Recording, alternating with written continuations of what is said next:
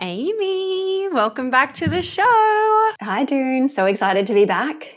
Oh my gosh, I'm so excited to be back and to see and hear all of your interesting updates in like the last, maybe it's been a month since we spoke. I can't remember.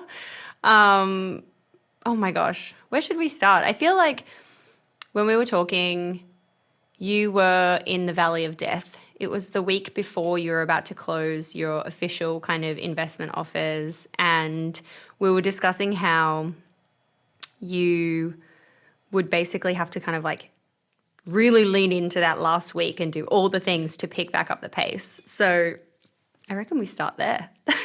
Yeah, amazing. Yeah, thank you for reminding me about that very challenging Valley of Death time. Sure, you're not ready to talk about it yet? No. No, actually, I feel really good, nice and refreshed. I took a little bit of time at the end, so just so I could get back and become creative and productive.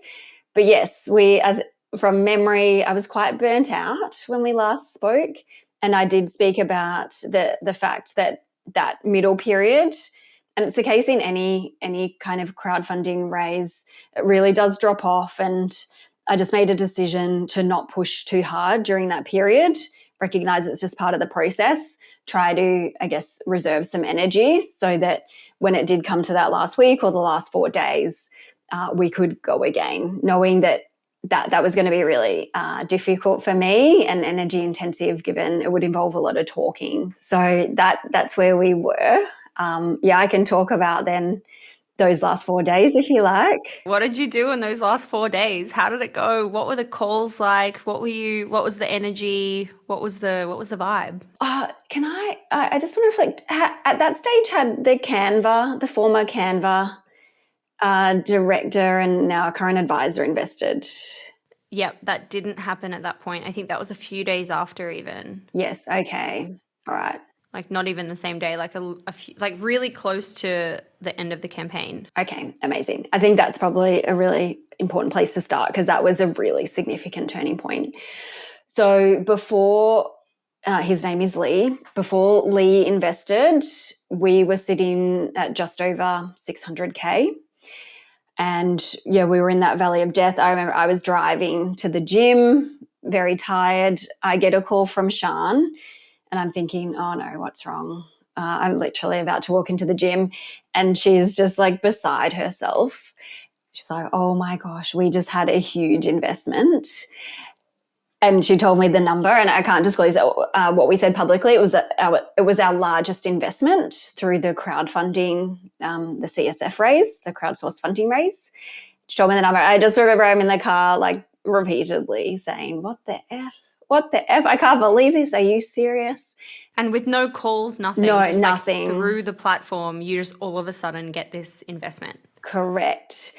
And so I said to Sean, "Who was it?" And she told me it was Lee, and I was like, oh my God, of course. So Lee had expressed interest in the first couple of days when we launched the expression of interest phase. And I remember just being so excited because we had a few high profile people come in at quite high numbers. And I had tried to engage with those people early on by asking if they'd like to have a conversation. I sent them the offer doc before that the offer actually went live to see if they'd like to provide any feedback on the valuation.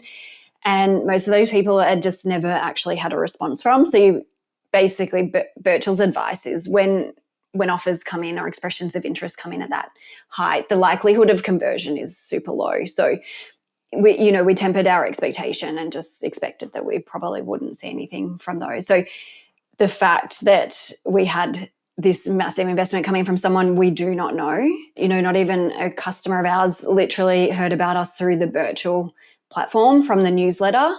Obviously, he's a clever investor. He'd read the offer doc. He's very passionate about investing in purpose-led businesses that impact the environment. That was a game changer for us, mainly because we knew if we were able to get a high-profile investor, that we could leverage that for media attention. And so PR is such an important aspect of an actual crowdfunding campaign because if you can get in the Australian Financial Review, which we were able to do in the end, then you can leverage that for your ads and you can tell all of your existing database or people who'd signed up to the expression of interest that former Canva director and now advisor has invested, and it just gives people confidence, and then they have this fear of missing out. But this, I had to work really hard to, I shouldn't say hard, but I had to be quite clever in the way that I engaged with him to get him to agree to go on record, because he'd never responded to me. Oh, yeah. Because you can't just put it out there, right? Like, it's private information. Yeah, exactly. And he's overseas. He's never responded to me. We don't have a connection. And I was speaking to our PR agent. I'm like, okay, Drew, what do I do? He's never responded to me. How do I get him across the line? And I said, I do have his mobile number. Maybe I should message him as well. And good PR people are relentless. And Drew's like, yeah, do it. What did you say? So what I did in the end is I was like, I bet if I put his number in my phone, I'll see if he has WhatsApp. And then I thought, my friends and I often send each other voice memos on WhatsApp. I'm like, you know what? I'm going to send him a voice memo. So I drafted this email just saying, oh my gosh, we're over the moon. Thank you so much. Your investment just, is going to change the world. Just cannot believe it.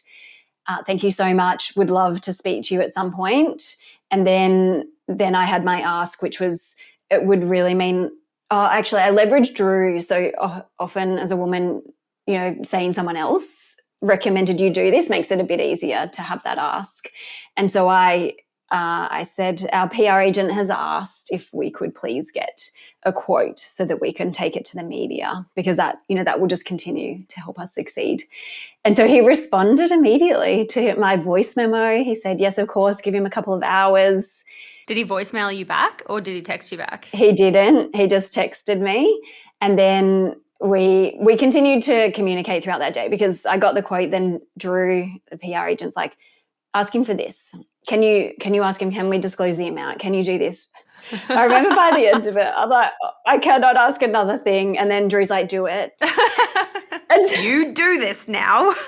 And I'm someone really comfortable asking for things, but sometimes having someone in your corner that will push you to do things that are really uncomfortable. It was so beneficial, because he said, no, I'm not happy disclosing the amount.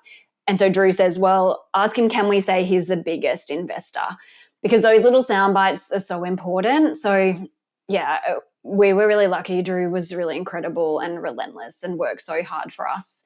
We got into the fin review that day, actually. So it went in the urban area. My mate, Chris, who's in property development, and often his projects are in the AFR, contacted me. He's like, I don't even get mentioned by name in that. So Shard and I have been mentioned by name, and a cool picture of us. And then, we picked it up, threw it into ads, and that was a real game changer. So I think sometimes you can't underestimate, there's a bit of luck. I think there's a little bit of luck, but at the end of the day, it also demonstrated that off the basis of our offer doc and the opportunity for him, it was a really viable investment opportunity. You don't just throw money at a business like that, right? Particularly if you don't know the founders. The fact that he's a male that has no connection with us, and yet he came in and invested, is a real testament, I believe, to his character. So I haven't contacted him again. I've been just a bit tired. So I really need to reach out to Lee and, see how else we can leverage him. But I'm really excited to have him part of that. Oh my gosh. Shout out to Lee. I know, what a legend, because it's just so rare that, still men are investing. The bulk of investors are often men, and they come in at higher sums. And the research does show that typically if they're going to invest in women, they have to know them. You have to prove yourself over years. Your connection with them has to be so strong. And so we really need more investors like Lee who are, who really believe in the ability of women to deliver, and the stats all show it, without having to have those really strong, network connections. So yes, I'm really happy about that. Anyway, Lee's not the only one, right? So Lee, he's a small portion of that. That gave Shan and I more momentum, right? So we're like, this is super exciting. This is it. This is a turning point. We've really got to make the most of this. What timeline did you have left? Are we talking like 72 hours left, or like? I think it was 7 days. So we're probably 6-7 days out. Oh, okay, cool. So yeah, still a few days. Yes. So I would just start doing, we pushed it all on LinkedIn. We pushed it everywhere. We asked our networks to share, really to continue driving this momentum. People who hadn't invested yet at higher sums, I would send them a message, just be like, hey, did you see, I might send them a picture of the news article. I'd be like, oh, did you see that the Canva advisor invested? I would get messages from people being like, oh, is it still open? Like, if the Canva guy has invested, maybe I shouldn't. And then those people, some of my male friends, I'm like, too late, buddy. It wasn't too late. But I'm like, it's nice that you believe in us now. It's an emotional roller coaster. It is. And so, it was just like fundamental to our campaign. You can then, how do you make the most of an opportunity like that? And we really did exploit it to the max. And then, however, that didn't mean that we could be complacent. So those last 4 days, Sean and I went away. So I went away with my partner just up north a little bit, locked myself in a really nice house where I could see the ocean, just so I felt a little bit better about my life. And then was literally on the phone 9 to 5 for 4 days straight. And that, for me, as we've discussed, I'm an ambivert, so I swing between extroversion and introversion. But for me personally, having to have the same conversation over and over again and speaking for that long is extremely energy intensive. But what we did is we just kept setting ourselves targets. So we'd say, all right, our goal today, we need to get to this much money. And Sean and I are quite competitive, so we just keep going. And then when I was in the momentum, I'd be like, yes. And so sometimes we'd be on the phone and someone would invest immediately, like, yes. Or we'd call, they wouldn't answer, we'd leave a message, and then a few hours later, their investment would come through. So there was this repeated feedback that what we were doing was really working. It was working. Yeah. That's not to say it was so hard. Like, this whole process is the hardest thing I have ever done. That last day, so where were we? Our internal goal was to hit $1 million, because that's super cool. It's very rare for female founders to raise $1 million, particularly in crowdfunding in this environment, predominantly from women. So we thought this would be a really amazing milestone. We can demonstrate to other people that this is really possible. And it's just a really beautiful story for our community. And so that was our goal. But I remember partway through the day, I think it was before lunch, I felt like I had nothing in me left. And I'm like, whatever, I'm just going to leave this to chance now. Like, I've really done everything. But actually, we had to keep going till 10 p.m. that night. I climbed into my bed at this place I'm staying. I'm like literally under the covers, and I'm sending voice memos to my other kind of founder startup friends. I'm like, I'm done. Like, I can't do any more. I've got nothing left. And they're messaging me. They're like, yeah, you can. Like, you can. You've got it. You've got this. Yeah, you're almost there. Like, you're doing great. Just keep going. So I had to leverage a lot on other people's energy and, I guess, believe in me to keep going, because, yeah, I really didn't have anything left. Oh my gosh, you got there. I remember it must have been like 8-9 o'clock where we crossed the 1 million mark, and had been sitting just below that for quite some time. So that was frustrating. And then I remember we had, like, I don't know, just shy of 10K invested, I believe it was. Sorry, I'm throwing my dad under the bus here. And I was like, who was it? And my dad hadn't been responding to me all day. I'm telling him, like, I'm so nervous. We're like going for the 1 million. I don't know if it's going to happen. That would just be so amazing. And my dad was ignoring me all day. And then, damn it, Dad, reply to me, text me back. I know, and it was slightly strategic, I won't lie. It's like, okay, I'm going to have my dad as a backup. Like, maybe he'll come through in the end. Because this whole time he said he wasn't going to invest. Don't you love your family? Tough crowd. And then Sean's like, yeah, it was your dad. So my dad had been waiting like all day, and him and his partner, his wife, yeah, and they agreed, like, they were willing to go up to a certain amount to get us across the line. So I think they were just sitting there. They're like, okay, let's do it. And so it was so cool that it was my dad that got us across the line. How sweet is that? That is so beautiful. Like, again, just such a nice little soundbite to pull out that it was your, the support of your family that got you across. That's so cool. I love that.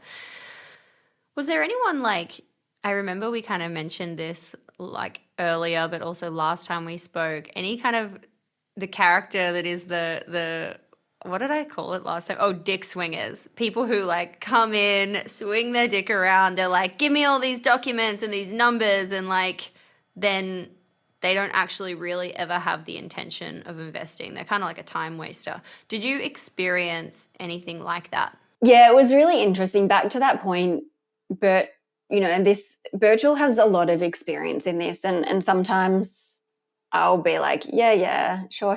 Like, I don't really believe that. I'm going to rely on my knowledge. But there were a number of things that Birchall said and did that demonstrated that they were right. And like, so if anyone's going to go through Birchall, I think it's really good to rely on their expertise here. But they were super clear that anyone that comes in with over 100K investment is the likelihood of them converting is super low. And yet when you see those, you can often feel like they're the people that you should put the most investment of time into to try to get them across the line. They're the ones that seem the most exciting, but actually they're not necessarily serious. And I don't know why they do it, to be honest. That was my next question. Why do people do that? Like, it's a waste of time for everyone. I can't answer that, right? Because I'm not, like, that's not something that I would necessarily do. I really can't answer that. So that would be something for them to comment on. What I'd say is the big ones don't really convert.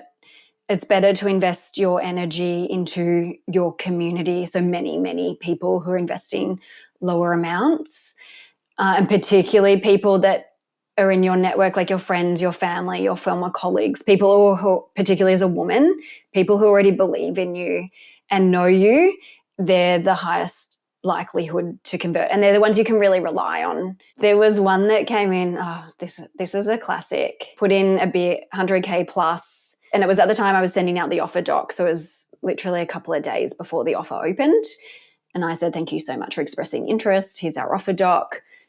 If you've got any questions, let me know. Happy to jump on a call. Immediately get a response back. And he said, oh, thank you, but your profit margin's too low. And I said, thank you very much. I'm curious, what sort of profit margin are you looking for? Because a competitor who raised a very significant amount on Birchall had a profit margin that was, ours was at 50 and theirs was at 40%. So ours is significantly higher. Yeah, what are you looking for? He didn't answer what he's looking for, right? So he actually didn't answer my question. He was offering to catch up with me, very kind of him, sometime in Queensland to share all his knowledge. And I remember just through the day feeling a bit shit about it. I'm like, have we built a shit company? Like, is that really not good enough? And, I went away, like, investigated a bit more. I'm like, no, I think that's pretty good. The really funny thing about this particular individual is that they had done some crowdfunding themselves. And so I could access their data and their financials. And I established that they're, like, while not significantly lower, their gross margins were lower than ours. Their general loss was much higher as a percentage of revenue than ours. And they raised significantly less than we did in the end. And so I think, some people come in, offer, and it's not typically women that do this, but men will come in and are very quick to tell you what's wrong and how you're not good enough. And it's really important to kind of ignore that. And, for me, I just quickly went back to the facts. I'm like, no, it's good. I contacted our advisor, Wendy, who's former CFO of Unilever. I'm like, Wendy, I think we're fine, right? Like, this is fine. I know it. I fundamentally know it, that we have really good fundamentals. And she's like, yeah, don't worry. And then we just kind of had a bit of a laugh about it. So you just have to learn to ignore it and kind of be like Teflon. It'll like, let it just kind of, what's the term? Bounce off you, slide off you. Be polite. I'm always polite, but don't take it on. It's easy to say don't take it on, but then I also feel like it's hard to practice that, you know, because of course those things, especially if you're like feeling tired or you've had something else bring you down that day, then it's easy to let things seep in and become part of your like inner dialogue. Was there any follow up with that? Like, did you speak to that person again, or like, you know, what happened? How did that round out? I often have lots of fantasies about how I would like to follow up on that. One was that I should offer to catch up with him and give him some feedback if he'd like. But like, why? No, I'm not going to waste my time. Like those people are not. Don't waste your energy. That's so lol.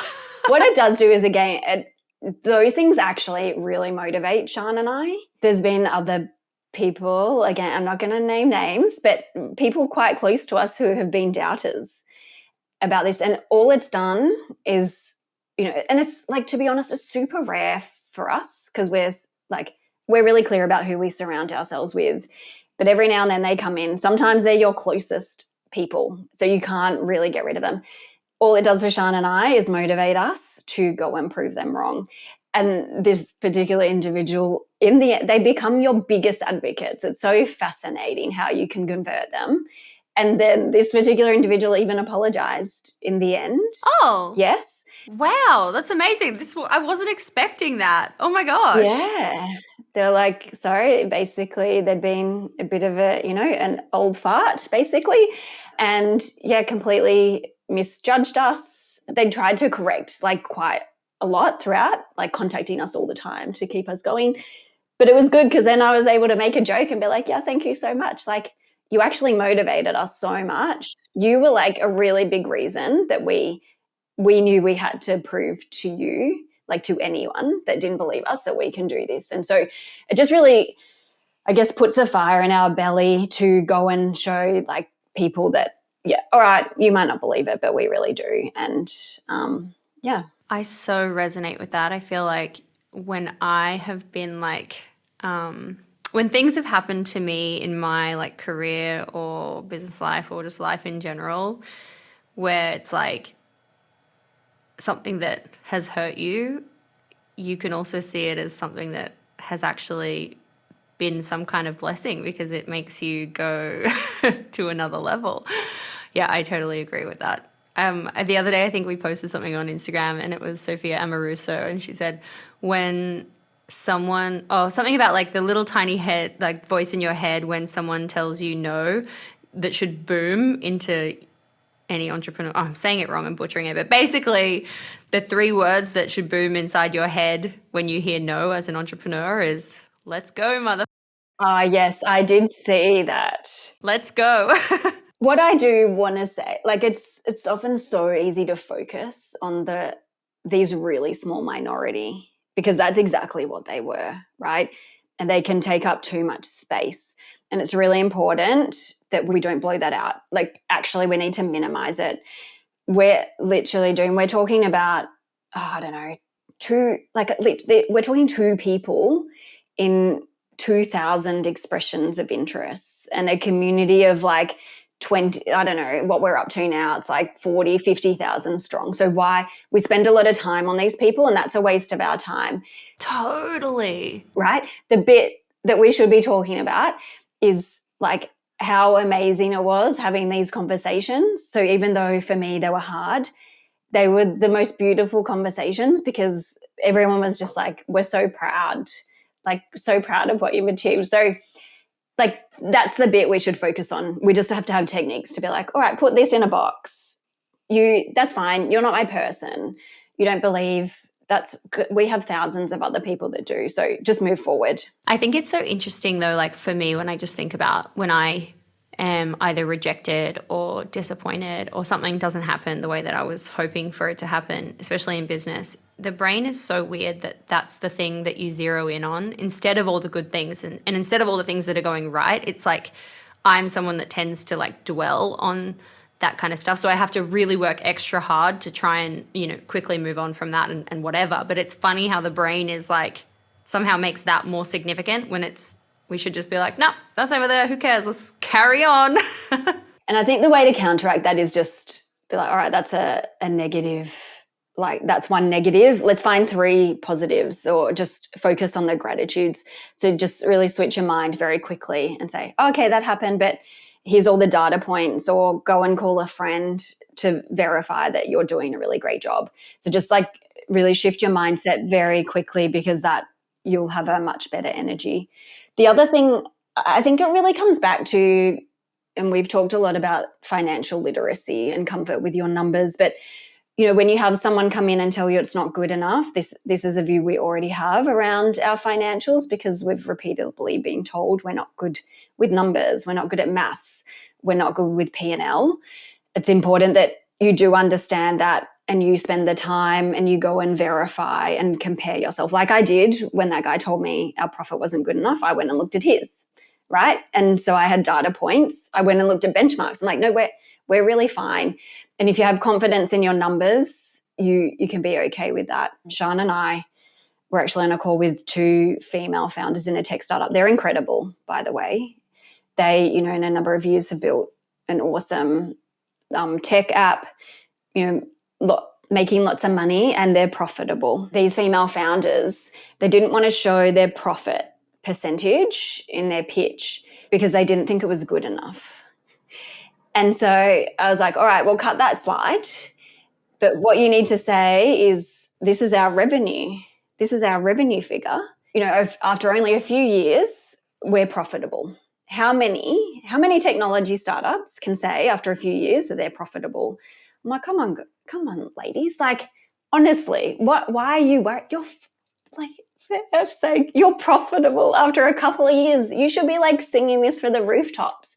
100%. It's great. That's crazy to me. It's like most people, no, that's too much of a generalization, but like I feel like a lot of people that you talk to or hear about, especially in tech, which requires a lot of capital to get it going, working at scale, definitely not in profit.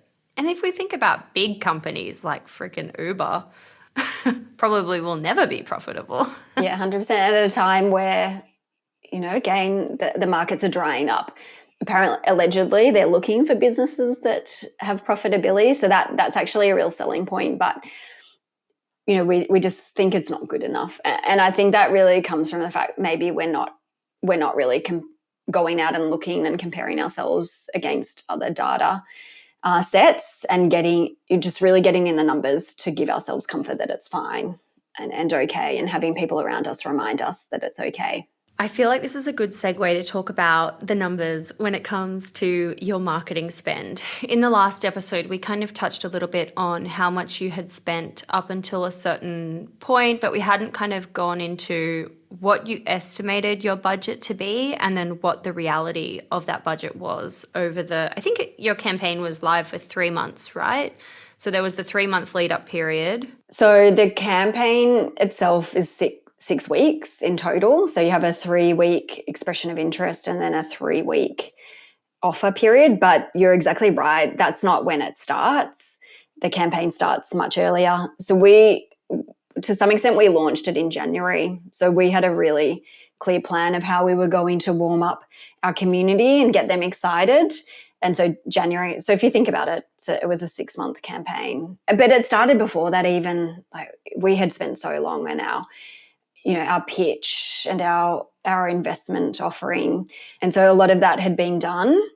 But I actually estimated hours as well for our conversation to give you an idea of total hours invest. And it's probably conservative, but I'm happy to share that so people have a bit of an idea of what something like this, to pull off a successful crowdfunding campaign, because it's not easy. And I saw an article come out the other day saying there's been a 26% drop in crowdfunding in recent months. It's much harder to do it now, and the investment in something like this needs to be entered into with great consideration. And I think it's very important to emphasize that there is also a big financial investment that goes into running a campaign like this. And we knew that. And so we actually did a small raise, like a fairly small raise, before we even went into the crowdsourced funding campaign. So we approached a number of they were all people who had supported us throughout our journey, typically with loans, or they were people that were coming on as our formal advisors. So we approached them and issued a safe note, and we raised just over $300,000 before we actually started our crowdfunding. And the intent of that was in part to help fund the campaign and in part operational cost. Having said that, that was oversubscribed, so we didn't intend to raise 300K. We were looking at sort of, it would have been, weirdly 150, which is what we required to run this campaign. So of all the costs, we landed at just over $135,000 direct costs. So the ads cost us just shy of $70,000. That was split between our expression of interest phase, which was about $54,000. And the live, when we had the offer live, we spent another $15,000 or $16,000. So you could see it was heavily weighted to the expression of interest phase, because if we could get a big database, well, we could call them, we could message them, we could hit them with ads, we could hit them with workflows and really nurture them. However, you still continue to get really good leads during that offer period, but you can see the weighting is 54,000 versus 16,000. So as I mentioned, total ad spend was about 70,000. We spent $15,000 on PR. Without a doubt, that was a really important investment. And as I mentioned, Drew was so critical. Yeah, and it feels like to me from the outsider perspective is that a $15,000 investment for what you got press-wise was like a really good ROI there, because I feel like from me being on kind of the receiving end of emails or social or whatever, there was just like constant press, constant things coming. It felt like very significant what you got. Yes, the return on investment from that was really amazing. And, Drew Lambert, who worked with us, was really incredible. We've worked with a few PR companies, but he is, as I've said, relentless. He worked with us so hard to really find that story that was really important. He actually rejected us the first time. Oh. Yeah. He was like, no, I don't think there's a compelling enough story. And it was a weird thing. Sean had contacted him, and then I didn't realize Sean had contacted him. So I separately contacted him and then invited Sean to the meeting last minute. And and he was like really direct and stuff. I'm like, he's not going to take us. I may have even said, okay, well, you obviously don't think that we're the right fit. And then for some reason he was like, okay, well, like what are some other angles? And then eventually, once he's on your team, he was the biggest advocate and he worked so hard. What was his like, how did you come across him? Had you had just done your research and found him, or someone had recommended him to you? Or he was recommended to us we worked with a lawyer who had supported Kester Black through their raise. So he's a director of Kester Black. He had recommended Drew. Drew is actually recommended by Birchall. But a friend, actually, Nat D'Alessandro, so a common connection of ours. Oh my God, no way. She forwarded me an article about a successful raise, one of the gin companies, and how Drew had shared a post about it being like one of the most successful raises. And so it was quite clear Drew had a number of notches under his belt. So I reached out to him on LinkedIn and said, we'd like you to help. And so that's how we got onto him. So I'm really glad we got him across the line, but he's very particular. So you better go in with a compelling sell if you want to get Drew on board. That's so interesting. But I also love that. Very, very cool. I love that, it's like he won't take on work with anyone. It's got to be like a win-win. So you spent 70K on ads, you spent 15K on PR, and then we've got it was 135. Is that what you said the total budget was? Yeah, correct. So we had a couple of partners that we made an investment in them to like promote us. So that was $6,000. I've rounded up a little bit, by the way, which is why they're even numbers. Our video was $7,000. And that video is really important, and it's important that it's really good quality because you actually chop it up into ads. And so we made a really big investment into that. Our photo shoot cost us $6,000. What I haven't included in there is that we traveled to Melbourne for that. And so there was a travel cost associated with that. But that was the first photo shoot where we had a stylist and we did makeup and hair. We had the whole team. So it was a really big production. Those photos, though, we've used like across a number of things. So it was a good investment for us, but our biggest investment in photo shoot to date. Designing that offer doc. The offer doc's like a 50-page document, and there's a lot of financial tables. And so making sure having someone that could do that really well first time with little involvement from me was really critical. So Dave, who's our branding advisor, our intention was always that he would have equity because he's just been so fundamental and has done so much for us from the get-go in terms of like taking at-risk fee so he could work with us because we couldn't afford him.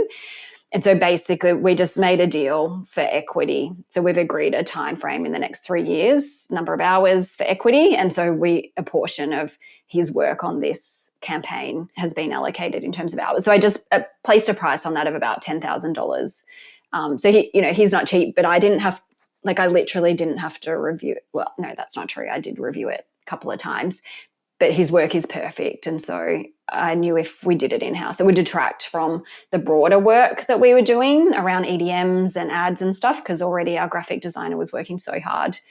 So typically I wouldn't recommend you spend effectively $10K on your offer doc, right? But again, that was given up as equity, not straight cash. So legal, we've spent $12,000, but we've engaged a very good lawyer. And he helped with a range of things because we had to redo our constitution. He was able to also provide general business support and advice for the campaign.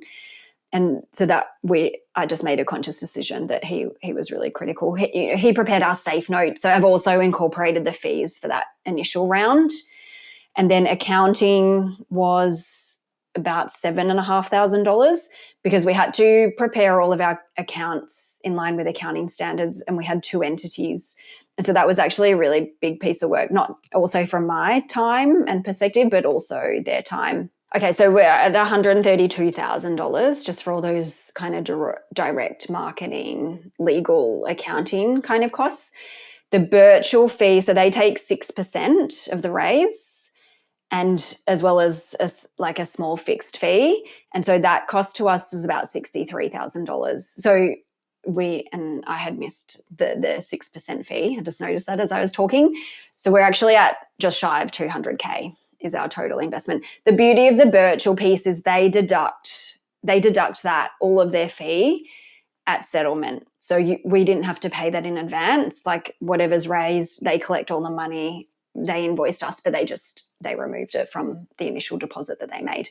So if you look at that, so excluding mine, Sean, Tasha's time, our graphic designer, we've spent about 14% of our raise has gone to running the raise. Wow, that is very interesting. Very interesting. When you think about where you spent money, where you allocated money, where you allocated your time, is there anything that you would do differently? Is there anything that you would have spent more on doing? Is there anything that you would have been like, this wasn't worth it? What was the kind of takeaways now that you've had some time to process that? No, I don't think so.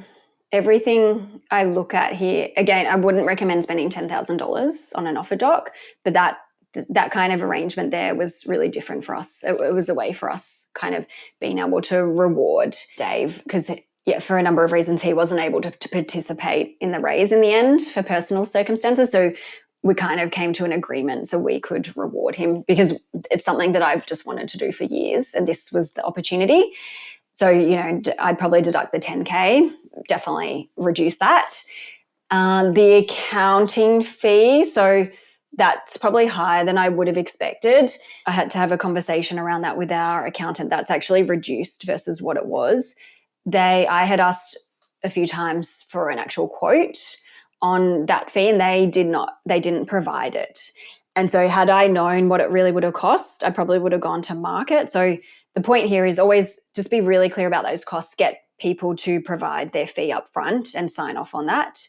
In this case, because they didn't do that, and it was actually significantly higher than the 7.5K that I mentioned, I just had to have quite a frank and honest and direct conversation with them at their conclusion. So they reduced their fee in recognition that I had asked twice for a quote. But this is just good budget management. So understand the costs up front and be comfortable that you're willing to spend that. And then, yes, the total time. So sort of between January to March, mid-March, Sean and I probably spent 25% of our time on, leading up to the campaign, heaps of PR, awards. I think everyone saw how busy we were. So I'd say 25% of our time was in the lead up to the campaign. Between March and April, about 50% of our time was on the crowdfunding campaign. And then between April and June, over 100%. Yeah, I can't even tell you how many hours we were working, but it was probably 60 to 80 hours a week. And then Tash was pretty similar in terms of her allocation. So I conservatively, in addition to some increased customer support as well, because the customer support ramps up at that time because you've got lots of people inquiring about the raise. I've estimated about just over 1,400 hours into running the campaign. Wow. Gosh. Okay. So campaign finishes. What happens next? What's the post-settlement process? What are the logistics to getting the money into your account? And then let's discuss getting $1 million+ into your account. Amazing. Excellent. Yes. Well, it finished at 10 p.m. and we were just so happy. Our internal target was 1 million. We set 1.1 as a stretch and we landed closer to the 1.1. So once we hit the 1, we're like, sweet, we can celebrate, good job. It was a bit annoying because it kept creeping up to the 1.1 and then you kind of find yourself trying to be like, oh, but actually we were just so happy. And then weirdly, I couldn't wind down and this is so weird, but to wind down, I read someone else's offer doc between 10 and 11 p.m. that night on Virtual. Who does that? That's so weird. I was just so curious. I was in their financials, sussing it out. Yeah, I think I had to keep going. So the process after that was, we've taken on 720 odd new investors. And so as part of that, we had to set up a share registry app. We decided on Boulevard in the end. So I spoke with Cake Equity and Boulevard and then chose Boulevard just because they come from a real compliance perspective. And with my former compliance background, I just loved how obsessed with compliance and accuracy they were. And they were really great to work with, literally just spin that up. I remember they told me I had to fill in this spreadsheet with details of all the existing shareholders and changes in share equity. And I just couldn't bring myself to do it. And so I sent them a few documents. I'm like, can you please fill it in? You and I were talking about how bad we are at business admin. So thankfully they were very nice and did it for me. So that was, you have to have a share registry. Now that's really important because what Virtual does is they start to collect the money. So as they collect money, they consider that settled. They send a really big file over to Boulevard. Boulevard sets them up as shareholders, issues a share certificate and lodges that all with ASIC. And that's all done seamlessly. My involvement in that was literally just choosing the platform I wanted to go with and providing a little bit of information. And then outside of that, those two spoke together. And that process took about a week or so for that to occur. Then there's cooling off periods with investors, so you don't get the money straight away. Anyone who invests really early in the private offer actually doesn't have to provide the funds until the end of their campaign. When you do sign up to an offer, you've got a 5-day cooling off period. So the money, it doesn't come in immediately. So Virtual, there's effectively 3 tranches of payments. So the bulk of it's collected in that first one. And we were really lucky, people were really honouring their payments. So we got a really significant bulk of that up front. And that was an amazing day. We were waiting for that money to land. What was it? It was something like 700 and was it 50? Oh, how do I not know this? 770K. I should go back and look at it. Oh my gosh. So are you refreshing your bank? Are you being is it in yet? Is it in yet? Or did you have a certain time that you knew it was going to go in? We had a bit of an idea. We thought it was going to be the next day, but I had logged into the account to pay something and then I saw 770,000 in their bank. I was like, oh my gosh, this is so exciting. Did you take a screenshot? Did we take a screen? Does that sound? That's so bad. Now I feel bad that we probably didn't. I probably did, and now I've probably deleted it. You can always just screenshot The date, yes. yeah, like that transfer kind of thing, like, because that's a pretty cool screenshot. We did a post with that. Anyway, that really funny, weird song with the dude dancing. Oh yeah, I love that guy. I know, like how it feels when your crowdfunding money hits the account. Oh yeah, I did see that. Loved it. We were dancing around a bit. That felt great. For a business that's been running very tight, 10,000 was the minimum, but it often dropped below that amount. Very stressful. So that was amazing. And yeah, so Birchall continues to just collect the funds. I think at this stage, probably there's about 40 odd K uncollected.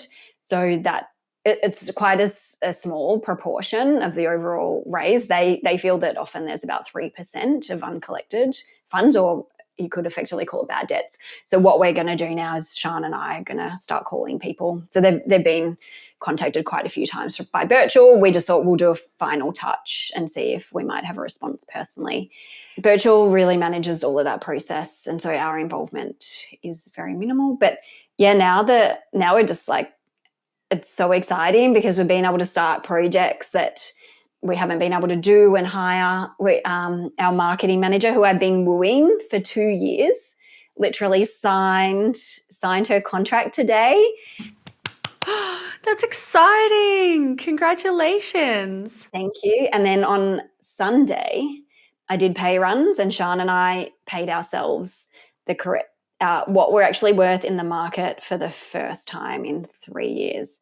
And so we've literally been working on being paid the JobKeeper amount. So sub like 2,000 max a month, including tax and super, for 3 years. Oh my gosh. So this is the first time you're basically taking a salary. Yes, through Pleasant State.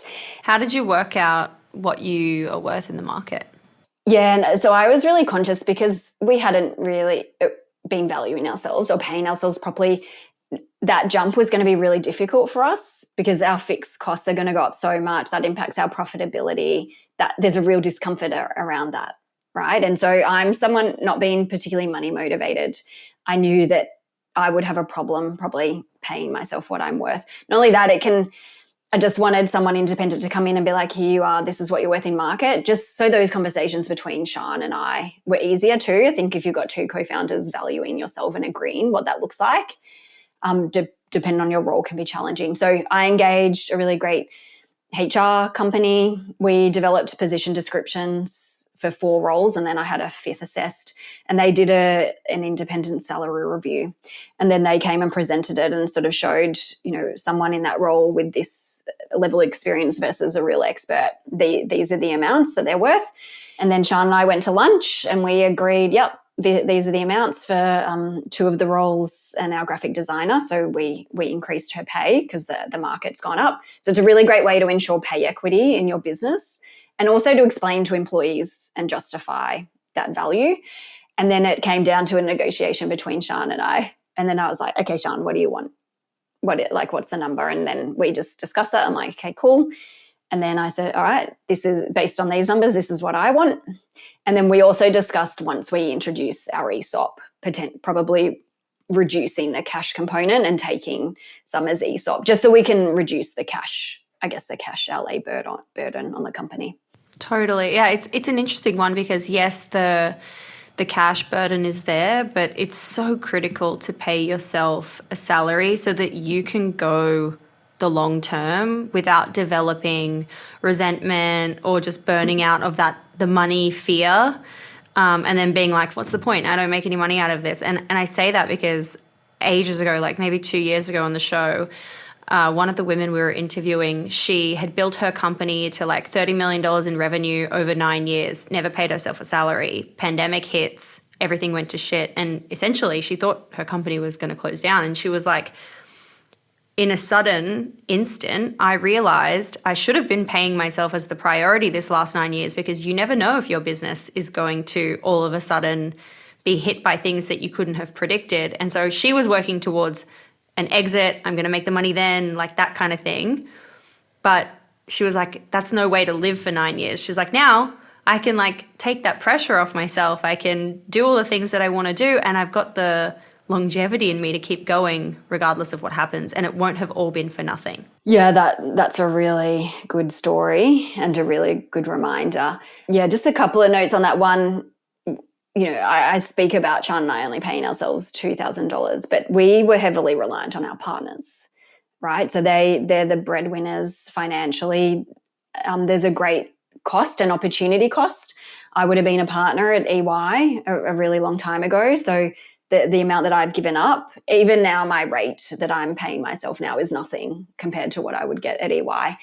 But I don't, again, not being money motivated is actually hard for me to pay myself because that doesn't drive me more. However, it's not fair to continue to be so dependent on our partner for their sake, but also for ours. And I think as women, we do really need to be independent, and we do need to financially set ourselves up so that, if something does happen to the company or your relationship, that we can actually survive. And I think that there's a bit of conditioning around that and a level of, I guess, we feel that that's okay. But for me and my partner, it was a really clear negotiation for this period of time. This is what it looks like. This is your role. This is my role. And when we get the company to a particular position, it's going to change fundamentally. So now, we're in a position that he can probably stop working for a period of time and take a break. And so his ultimate goal is to not work, which he would love. I can't think of anything worse than not working. And I will be the breadwinner. And I love that idea. Like, I'm super happy to play that role, and he's really deserving of a break. Absolutely. Yeah. Shout out to all the significant others and the partners who are on the journey alongside founders and entrepreneurs. And obviously shout out to anyone who's doing it without that support, because damn, that's, on another level of impressive.